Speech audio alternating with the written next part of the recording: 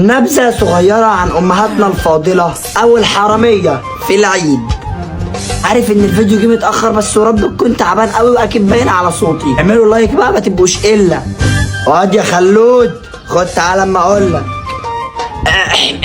إيه يا عمو؟ كل سنة وأنت طيب. وأنت طيب يا حبيب عمو، خد دي العيدية بتاعتك. خلود تعالى يا حبيب خالو، عايزك.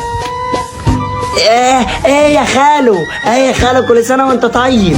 وانت طيب يا حبيب خالو، امسك دي العيديه بتاعتك. واد يا خالد تعالى هنا اما اقول لك عايزاك. ايه يا خالته، ايه يا خالته، كل سنه وانت طيبه. وانت طيب يا حبيب خالته، امسك دي العيديه بتاعتك. اللهم صل على النبي كده 50 100 150 ولسه جده وعمته ان شاء الله ربنا يفرجها. حبيب ماما كل سنه وانت طيب، هات يا حبيبي اشيلهم لك معايا. ايه ليه يعني يا ماما؟ انا هعرف اشيلهم؟ لا ممكن يضيعوا منك وكمان اخواتك هفافين. هات هات هات.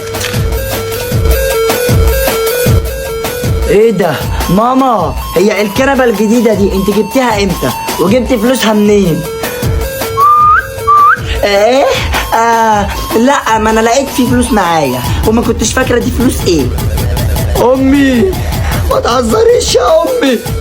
اقعد يا خالد، هات لي فلوس العيديه اللي جات لك عشان اردها لاولادهم تاني.